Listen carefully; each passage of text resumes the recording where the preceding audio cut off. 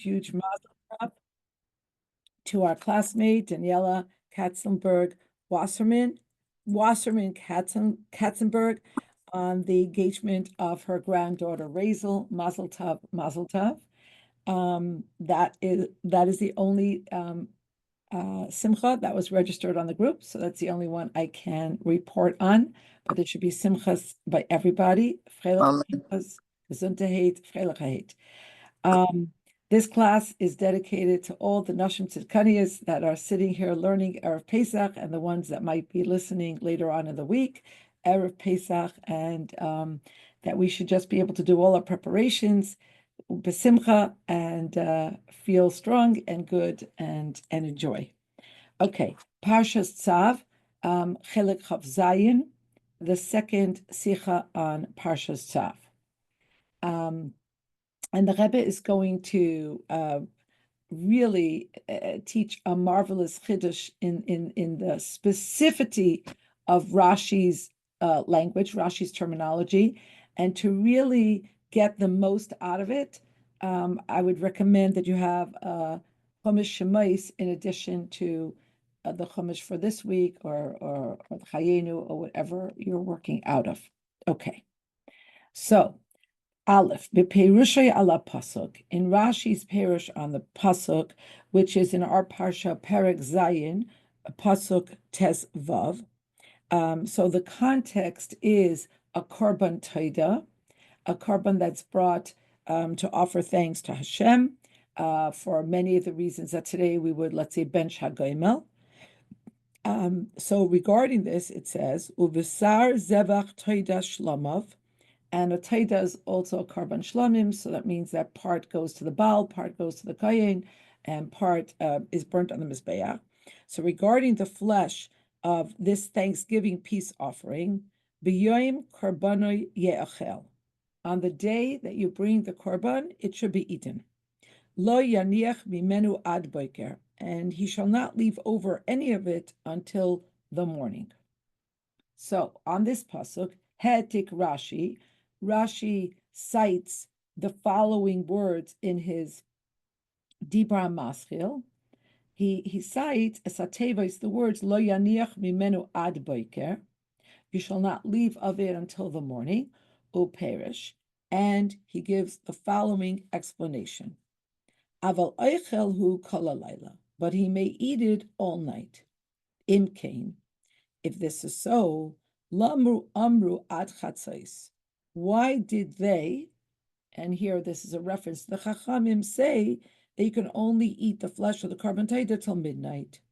Rashi answers, Kedei laharchik adam min havera, in order to keep a person far from sin. Okay.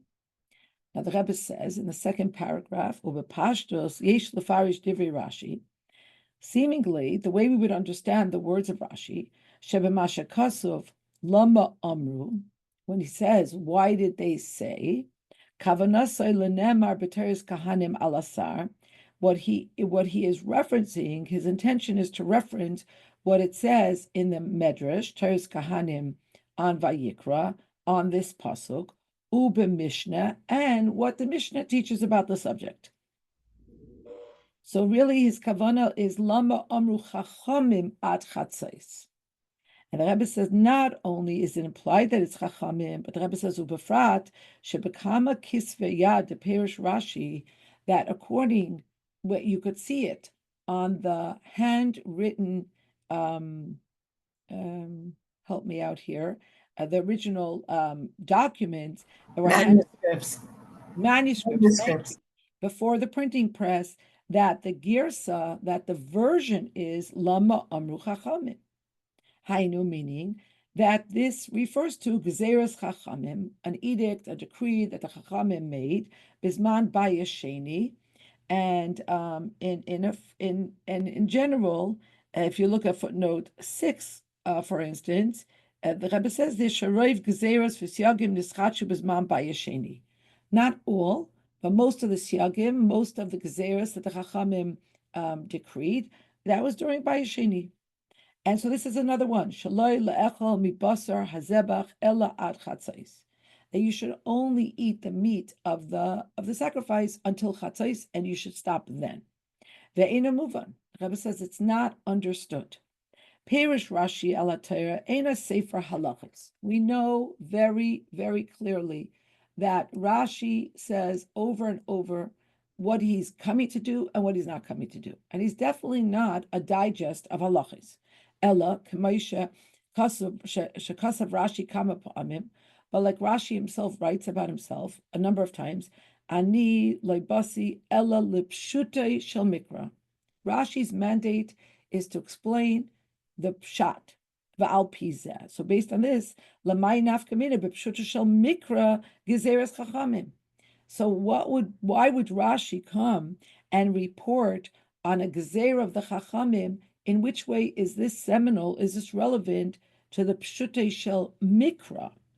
And the Rebbe says historically, chachamim are zman rav la'achar matan Torah mikra. So the mikra was given matan Torah. And most generally speaking, when we say chachamim, when we use that term, we're talking about much later in history. So why would Rashi bring this down here? This halacha that you can't eat of the flesh of the korban teda after chatzos. Yeser al kain, and even more, Rashi kasav im kain lama amru. Rashi uses an oblique term. It's not a direct reference in most of the girsas, not in the girsa that we have, which means he doesn't come to roll out a new halacha. He's referencing something that he supposes everybody knows and everybody has heard of already. And that's why al kain oila hashela lama amru chulei v'atamu kedei laharchik. In other words, he takes for granted that the ben chamish lemikra knows about this gezerah, and his question is simply, why did the chachamim make this gezerah? V'tamua. This is a wonder. Minayin yodeya haloime b'pshuta shel mikra gezeras chachamim.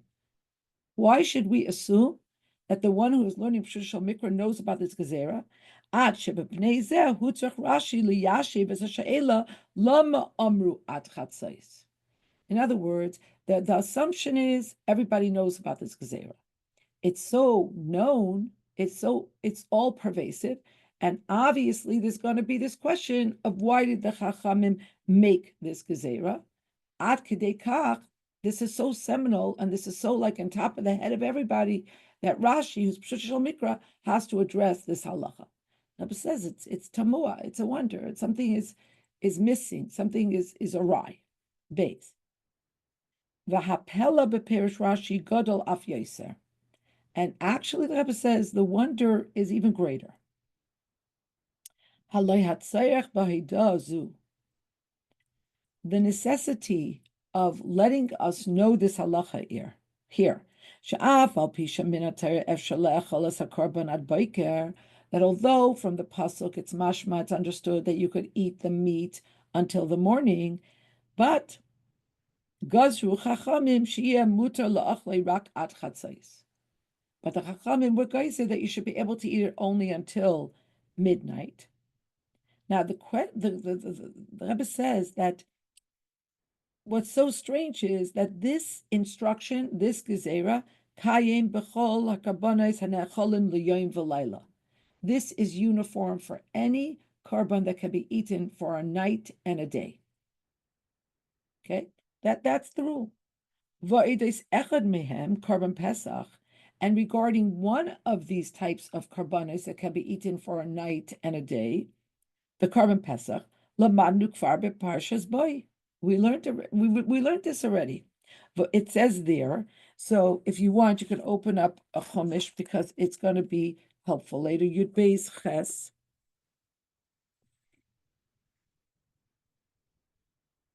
So pasuk ches says, "Va'achlu es habasar balayla hazet tzli eish umatzos al mereimerim yechlu." They shall eat the meat during this night. It should be roasted over fire, and they should eat it with matzah and myrrh. Al teichlu mimenu na uvashel mevushel b'mayim. You must not eat it half cooked or boiled in water. Ki im tzli eish, but only roasted over fire. Roishay al krav al kirboy, its head with its knees and its inner organs. And here is the pasuk we're really looking at. V'loy seisiru mimenu ad boiker. You must not leave any of it over until morning. V'hanoi ser mimenu ad boiker ba'esh tisreifu. And any of it left over until morning must be burnt in fire. So the Rebbe says, V'kasha, now we're back in the Sicha, Lama leikasav Rashi le'il b'karban Pesach, im kein lama amru ad chatzais chulei. So if the Torah already gave us an exhibit A of such a korban that can be eaten for a night and a day, and it tells us that whatever stays over till the morning has to be burnt. And we know that there's a halacha that you can only eat it till chatzais. The Rebbe is going to say, not only do we know abstrusely, this is a halacha that everybody knows and we live every time we have a seder. Why does Rashi not bring down the same question there? Ubifrat shebe mechilta sham, and especially because in the mechilta on that pasuk, la'achri shapirish achilas hapesachu ad sheyala amud hashachar. Over there, the mechilta says that actually you can only eat until alois hashachar. Kemoisha darshu miyitor haloshen ad boiker. Because if you look back into pasuk Yud, in Parshas Boy, which is Parak Yud Beis in Chumash Shemais, and for those who don't have a Chumash, I'll read it slowly. V'loi seisiru mimenu ad boiker. You must not leave any of it until the morning. V'hanoiser mimenu ad boiker. Any of it left over until morning, but eish tisreifu must be burnt in fire. Now, there's clearly an extra word, because the pasuk could have said v'loi seisiru mimenu ad boiker. Why does it have to say again mimenu ad boiker? And the Mechilta says that it's ad sheyala amud hashachar. You can only eat until the sun comes up. No, Aleis HaShachar is not the sun coming up. That's Netzachama. Aleis HaShachar, I can't remember now the exact English term, but it's the dawning of sunset, like it's an increment of time before sun rises. And the Chachamim were derish this from the extra word ad boiker, and they taught litain tchum levoikrei ad boiker, meaning that there has to be some time before the actual Neitz HaChama, which is sunrise. So you could only eat it until Alois HaShachar, which is an increment of time before. So the two words boiker come to teach that you have to actually be attentive to the boiker that comes before the boiker.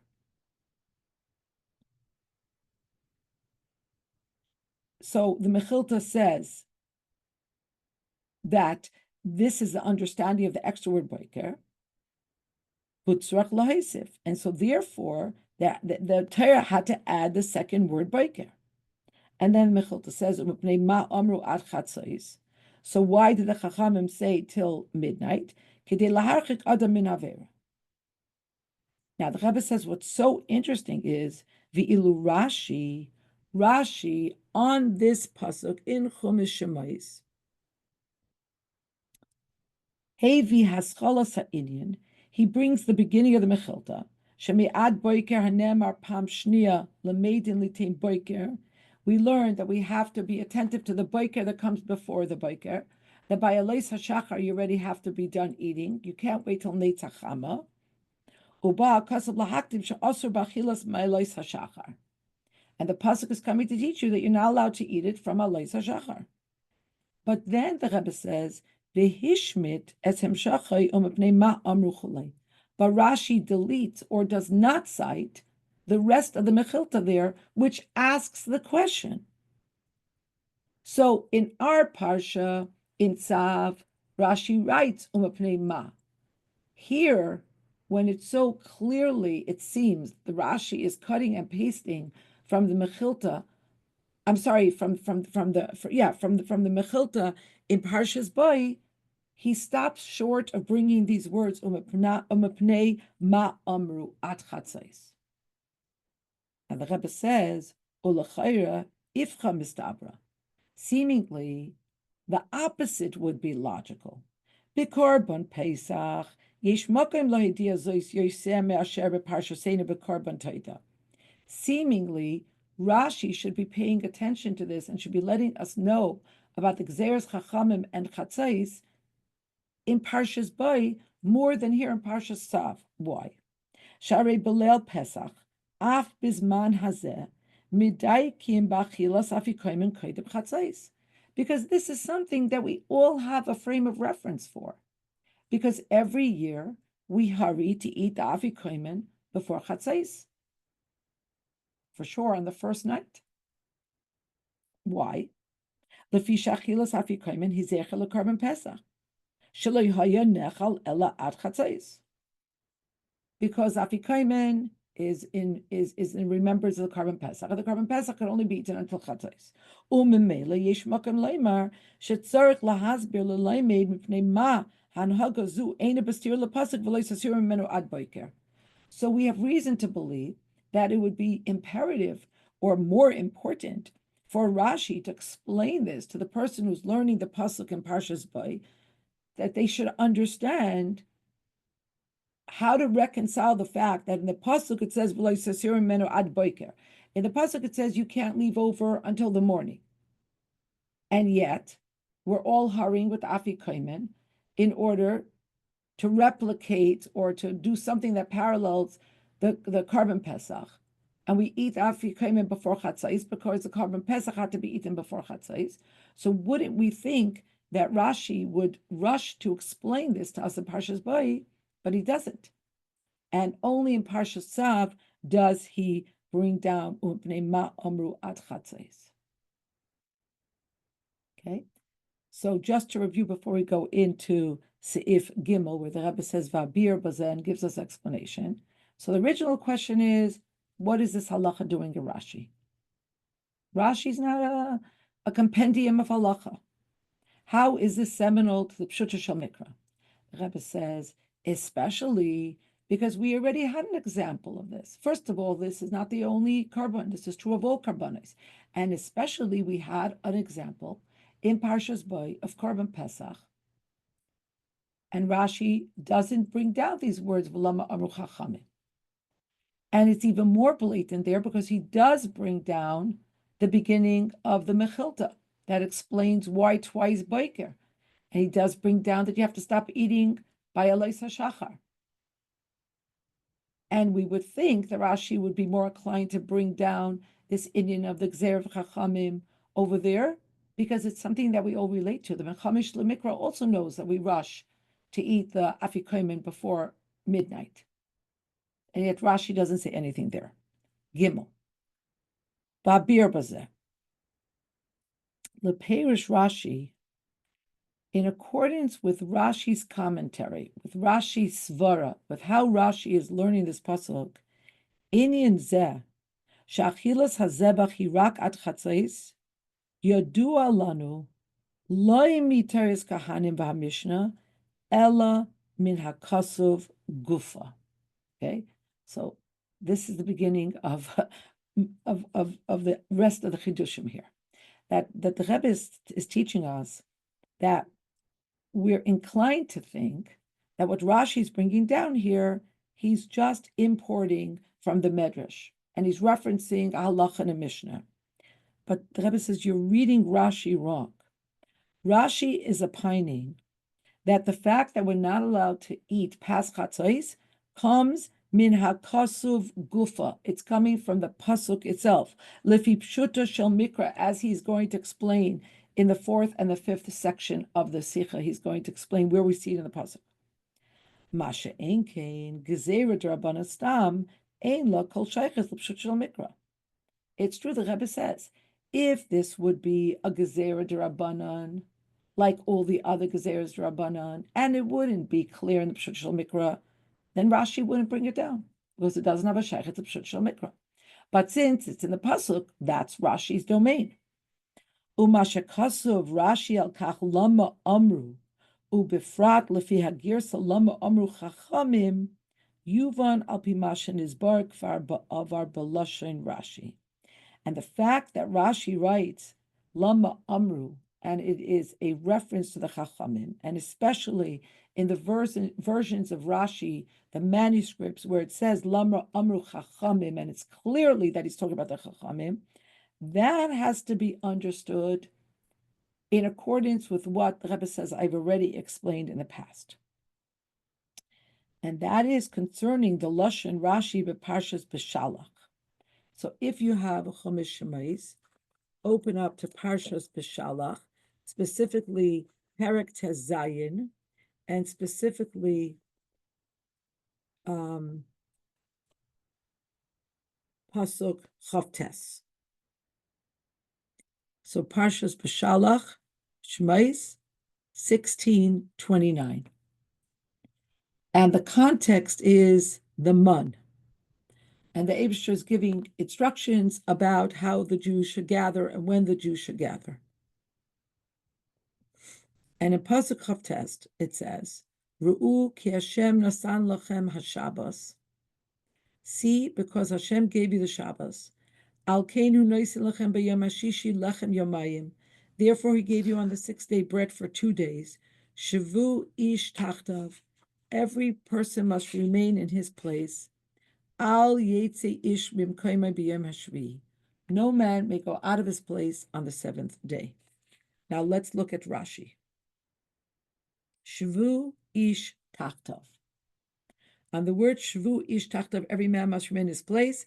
Rashi says, Mikan, from here, samchu chachamim, the sages found an allusion, dalet amas, to the law that there are 4 amas, leyotze chutz latchum, for someone who has gone out of tchum Shabbos, they still have the kind of grace space, the buffer zone of dalet amas, gimel legufay, ve'echad lepishut yadayim v'raglayim. 3 for the body, and 1 more to stretch the arms and the legs. Okay, that's what Rashi says there on Shvu Ish Tachtav. Then Rashi says Al Yetze Ish Mim Koimai, and Rashi says on the words of Al Yetze Ish Mim Koimai, Elu Alpayim Amma Shel Tchum Shabbos. This is an allusion in the Torah to the 2,000 amas of the limit of how far you could walk on Shabbos outside of a city. V'loi b'mifurash. And it's not explicit in the pasuk, she'ein tchumin ela medivrei seifrim, because the laws of the Tchum Shabbos are only medivrei seifrim, and I'm not going to translate it now. We're going to see what the Rebbe teaches us. The main thrust of this pasuk was said regarding the ones who gathered mun. Okay. So the Rebbe brings down these parts of these 2 Rashis. And now let's look at the last paragraph on page 38 of the Sikha, the 3rd paragraph under Sif Gimel. Shediek Rashi Bolshoinai v'kasav dafka ikar shel mikra alekte haman nemar.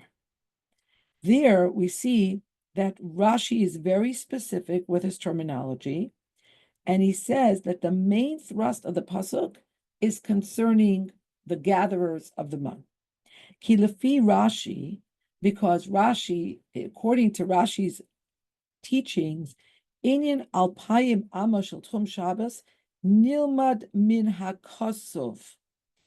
Rashi is teaching that the idea of tchum Shabbos, the 2,000 amma, is learned out of the pasuk. Umemela. Din min haTorah, afal pisha ein ze ikare. It's a din from the Torah, even though it's not the main thrust of the pasuk.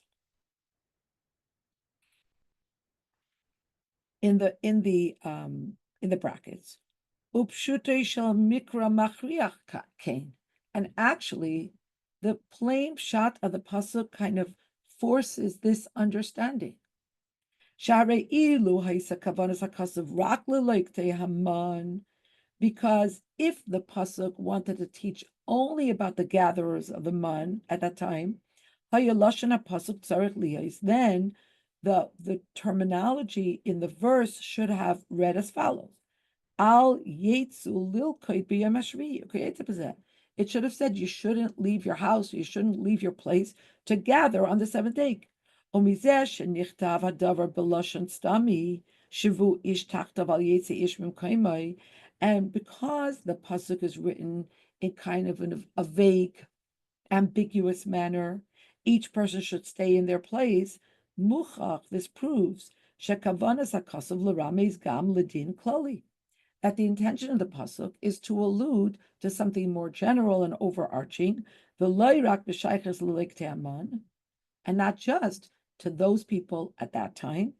What is the more general rule? Elu alpayim amashal tchum Shabbos, regarding the halacha of tchum Shabbos. Ella.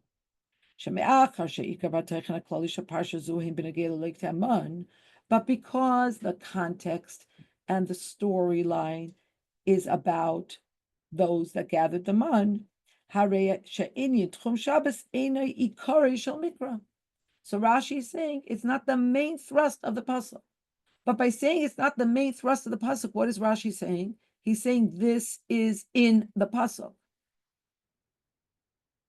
V'lachein chidush alert nikra hadavar b'lashon Rashi divrei seifrim. And that's why Rashi refers to this as something taught to us from the words of the seifrim. Now, usually, divrei seifrim is a term for the chachamim. It's another term for the rabbis. But the Rebbe is teaching, Ein kavanas Rashi kan leimar shezuhi takanas chachamim sheb'teres haboim.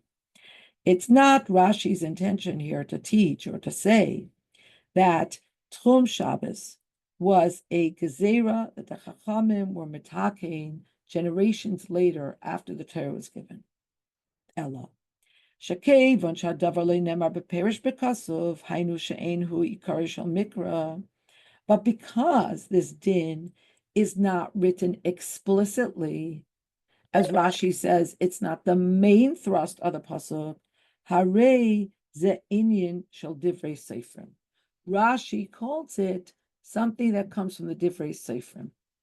But the Rebbe is mechadesh asher seifrim. Usually, we understand this to be a euphemism for chachamim. The Rebbe says no. Seifrim, who are the seifrim? Hamidaikim ba'oisiyos v'tevois sefer haTorah hazeh darshu v'lamdu ke'midiuk lashon hamikra. That seifrim are the people who punctiliously learned and studied and analyzed the letters and the words of the Sefer Torah. They darshu, they excavated, and they learned many, many things, midiuk lashon hamikra, from the specificity of the words of the mikra.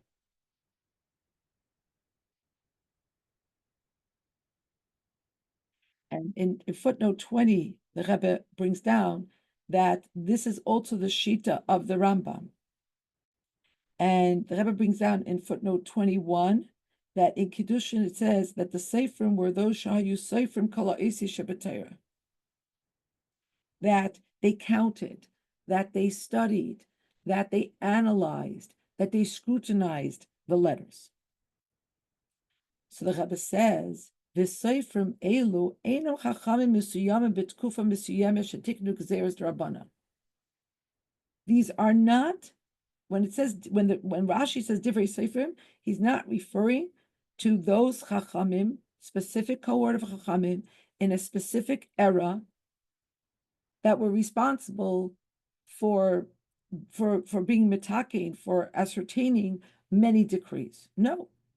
Ella haseifrim shebechol dar v'dar hachel mizman Moshe. Beginning with Moshe Rabbeinu, there were these scholars that were medactic in every single letter.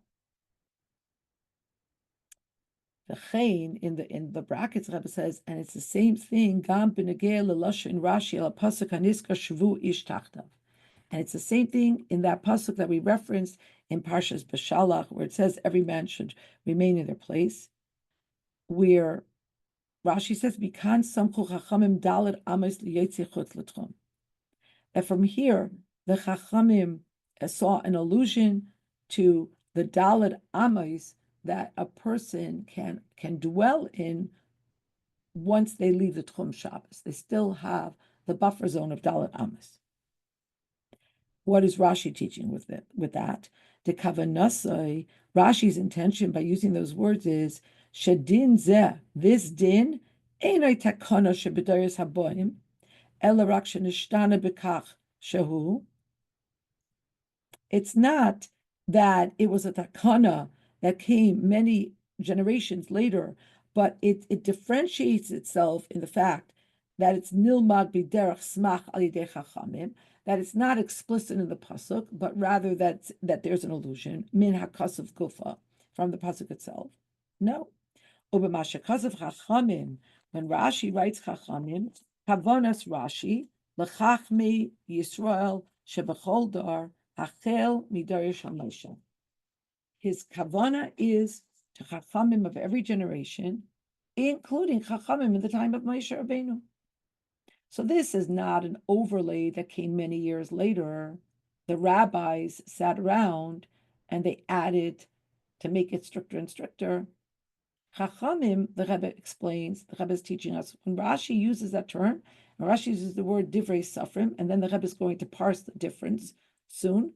But first, the first chiddush here is, it's not talking about the Chachamim that we most often refer to as those that lived in Bayis Sheni. No. Dalet.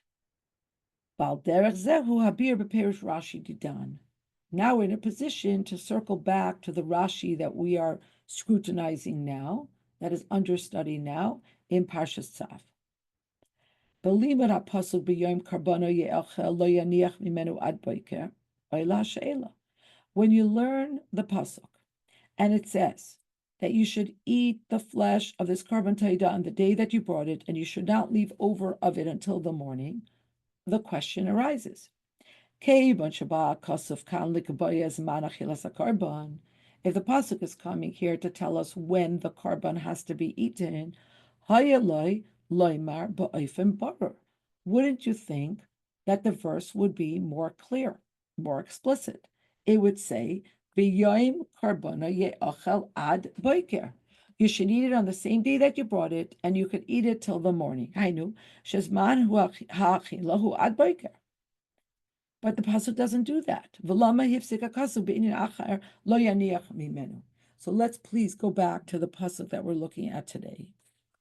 Uvesar zevach toida shlomov, the flesh of his thanksgiving peace offering, b'yoim karbono ye'achel, on the day of its sacrifice it may be eaten.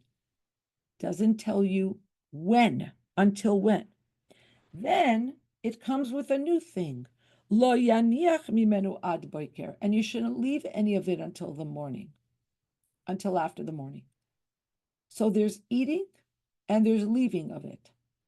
And the Rebbe points out that in this pasuk, the pasuk really remains quite ambiguous on until when you could eat.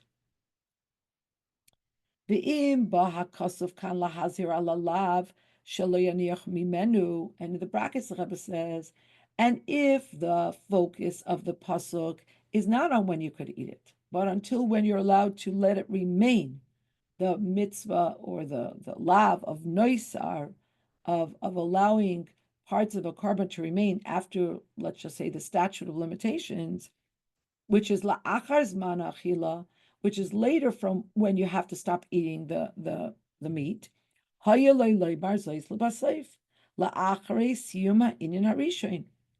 Okay, fine. So if you want to tell us about Naisar and until when you could have remnants of this Mizbeach remain before it could be burnt and purged of your property, tell us this. But first finish the first subject. First tell us until when we could eat. So this should have been at the end of the pasuk. And first it should have said, B'yoin karbono ye'achel ad boiker, and then lo yaniach mimenu. Umizeh, move on.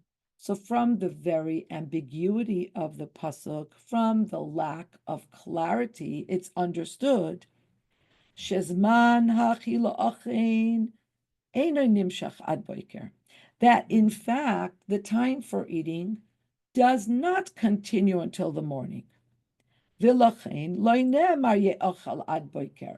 why the pasuk doesn't say you could eat it until the morning. Ella, but rather it says lo yaniach mimenu ad boiker, that you can't leave it over until the morning. Ki hazman she'achel eino mistayim ad boiker, because the limited time for eating does not end with morning. Ki meshach zman lifneza, but rather some time before that. Chatzos. V'hagbala ad boiker, and the limitation of till the morning, hirak b'negeli yaniach mimenu. It's only about until when you're allowed to leave it over. Shahanacha zu muteres gam achar kach. Hainu sherashay adam lahaisir zayis b'shusam gam la'achar chatzos. The Torah is teaching us that you're allowed to leave the korban over longer than when after you're allowed to eat it. In other words, you have to stop eating it, but then you still have a few hours until which time it can remain in your possession.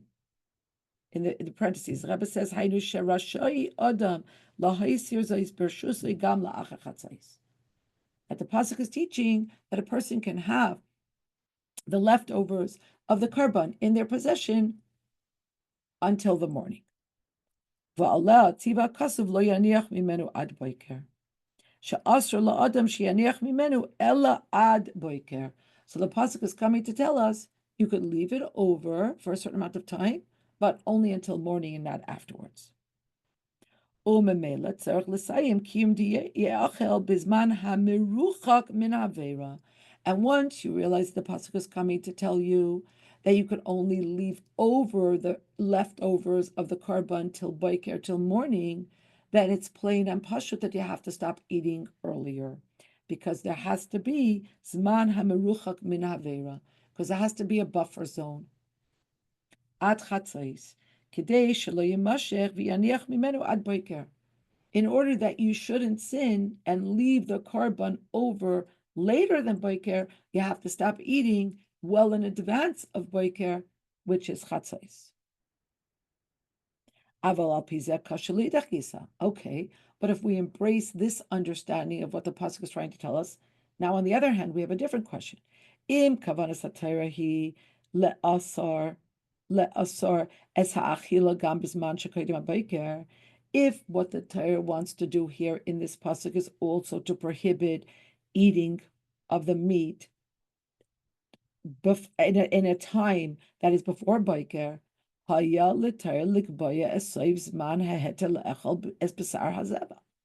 Torah should have explicitly said until when you could eat it.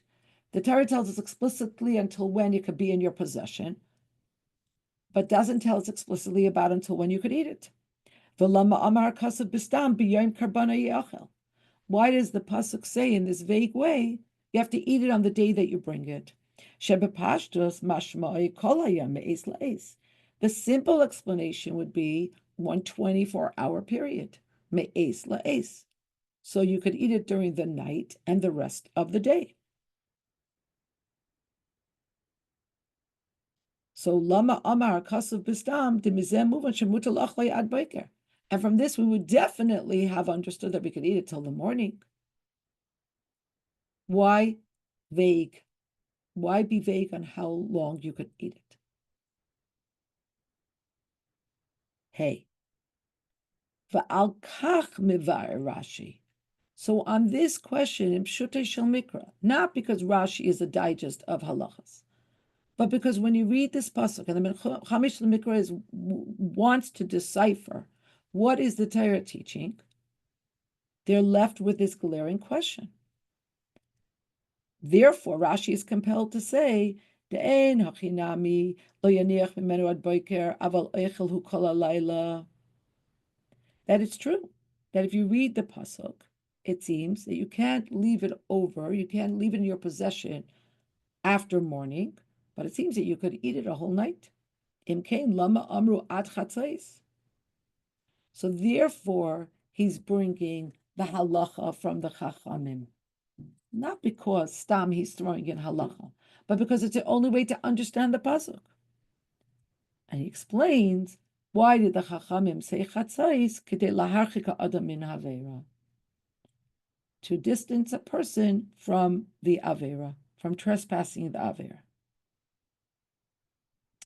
Masha amar akasav lo yaniach mimenu ad boiker, v'lo ye'achel ad boiker, and from the very vague, ambiguous terminology that the pasuk says you shouldn't leave it in your possession after morning, but it doesn't say you shouldn't eat it till morning. Demashma shazman shebo ye'achel einoi ad boiker.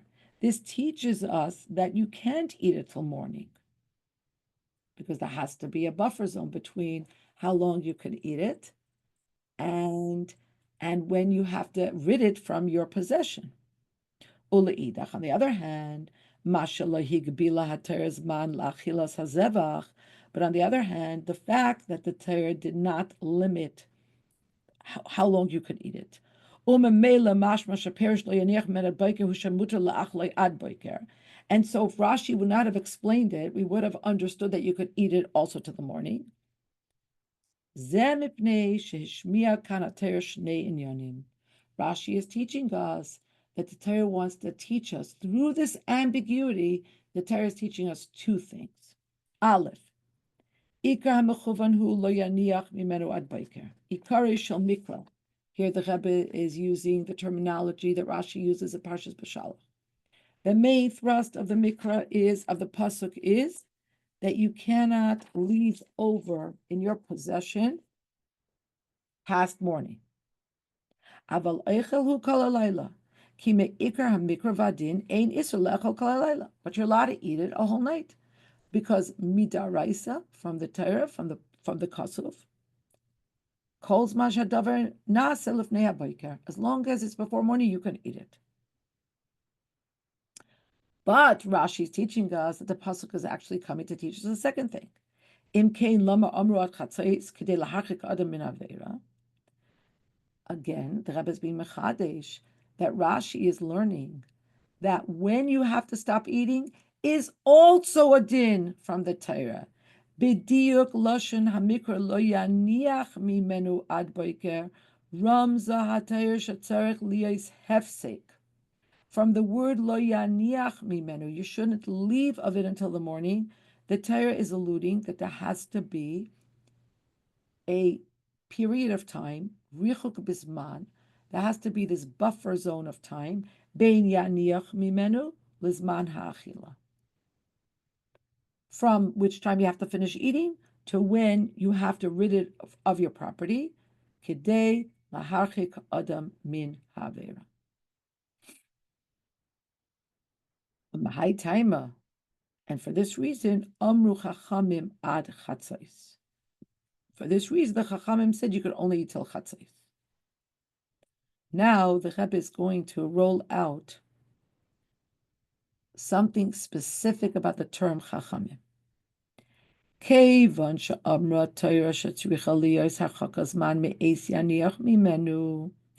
Because the Torah implies that there has to be a buffer zone, there has to be some distance in time from when you stop eating to when you no longer can have it in your possession.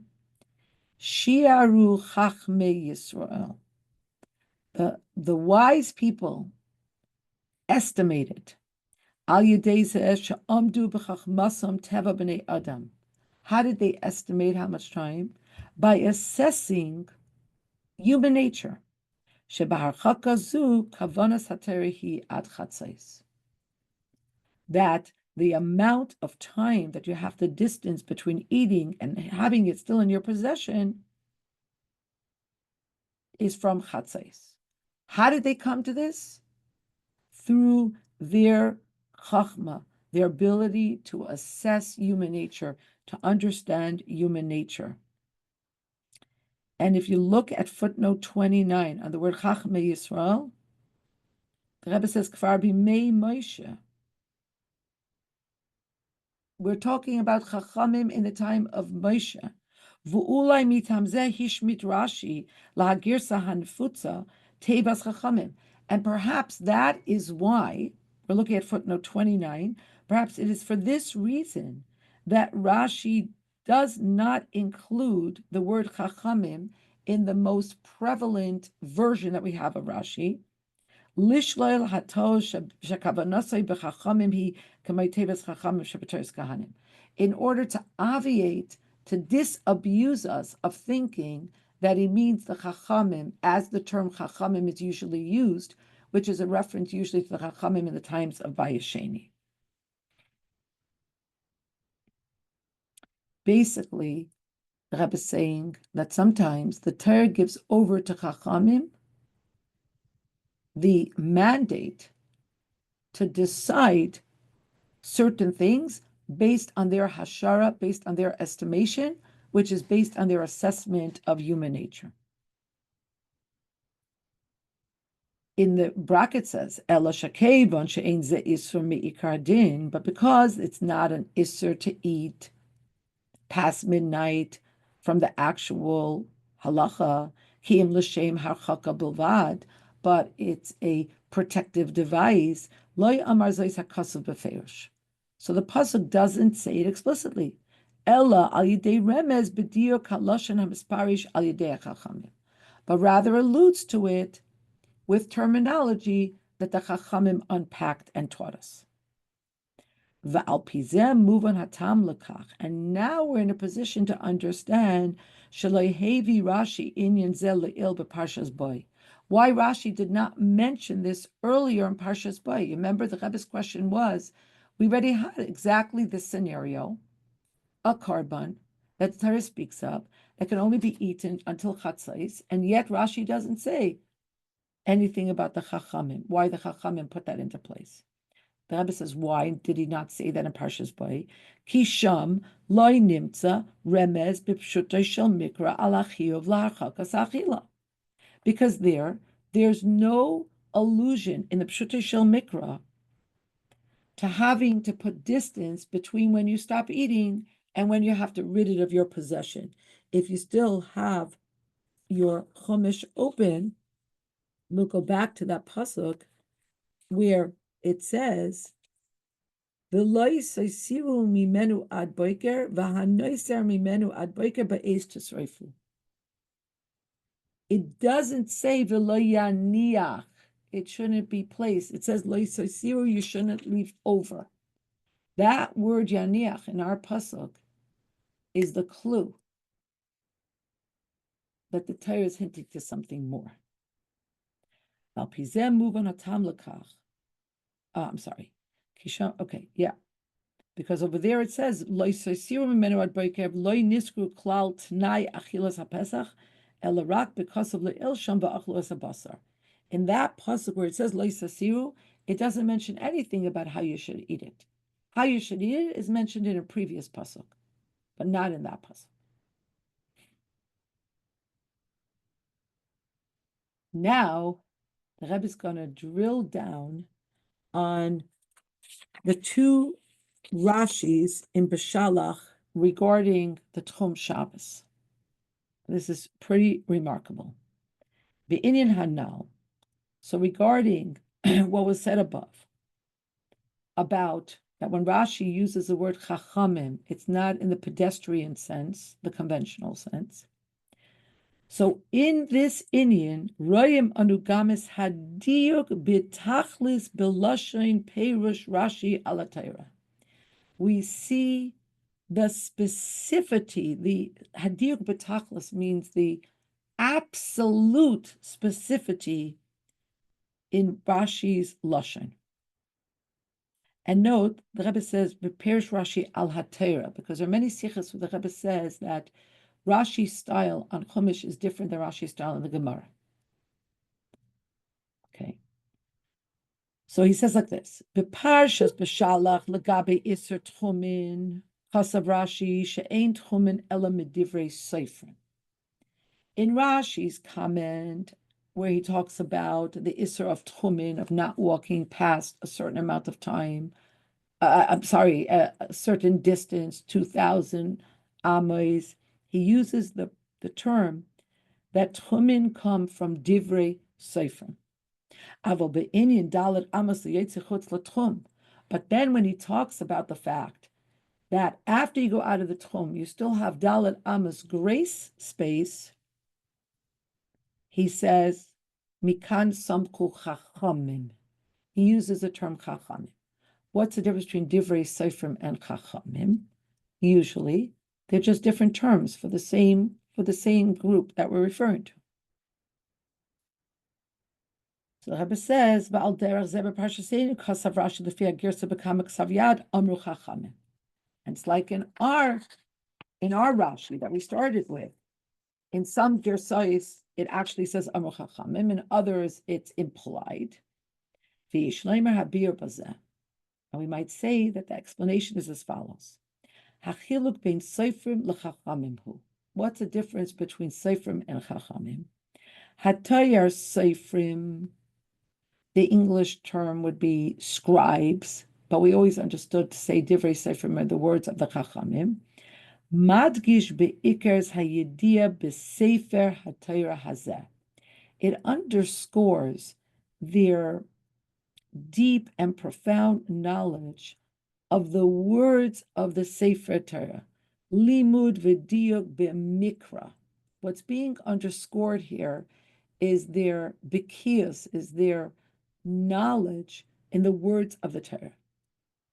Ve'ilu haTorah chachamim toichnoi pshutoi kemashmoi inin hachachma bichlal. Whereas chachamim, true to the term chachamim, is about overall knowledge. Ubanidun didan. And in what we're discussing here. Ha'inyanim v'halachais hanidrashim min ha'kosov shehi begeder stiag la'teira laharchika adam min avera. When we have concepts and we have laws that are necessary to extract from the psukim that fall into the category of siag la'teira, a fence, a protective fence around the Torah, in order to distance us from avera. Yesh lahem shayches l'tchunas hachachamim. So here Rashi will use the term chachamim because it is connected to chachamim. What is the feature of chachamim? Hamisharim b'chachmasam es teva b'nei adam. That they have the ability to estimate and assess with their knowledge human nature and what kind of siyagim we need to put into place because of human nature. People are creatures of habit, one thing leads to the next, and so on and so forth.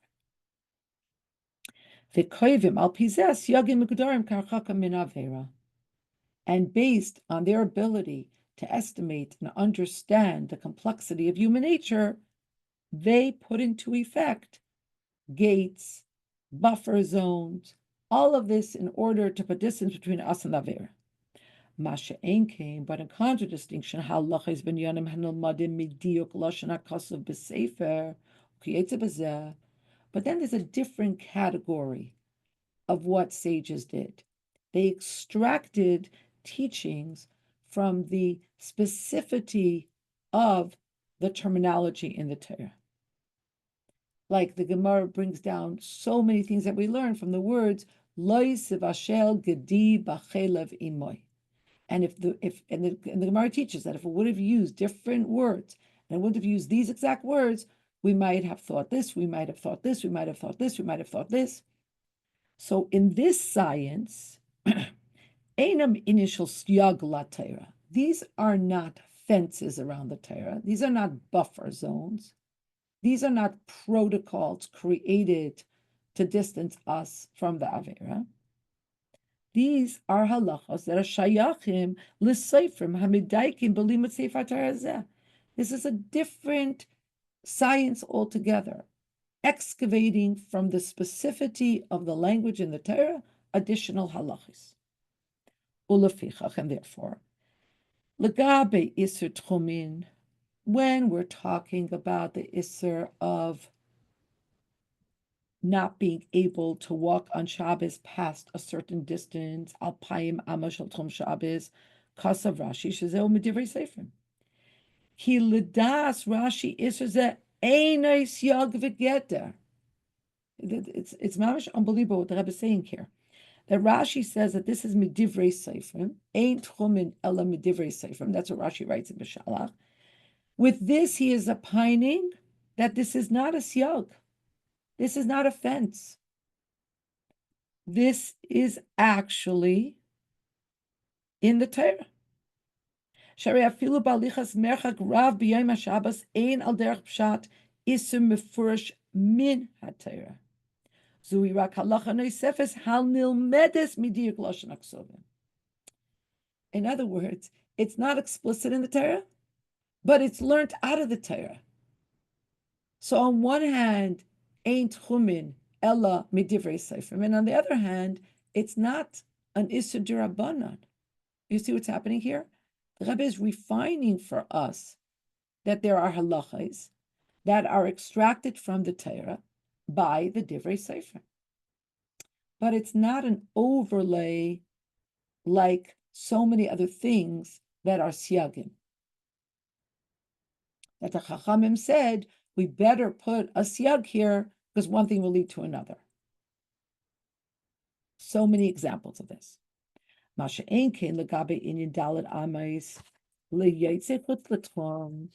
now compare and contrast this to the Dalet Amos that Rashi talks about, to one that has left the Tchum. Kasav Rashi mikan samchu chachamim. This Rashi attributes to the Chachamim. Because the allowance that a person still has some wiggle room once they leave the Tchum, and that wiggle room is Dalet Amos, Talui Bahasharas Teva Adam. This depends on estimating, on assessing, on being able to understand human nature.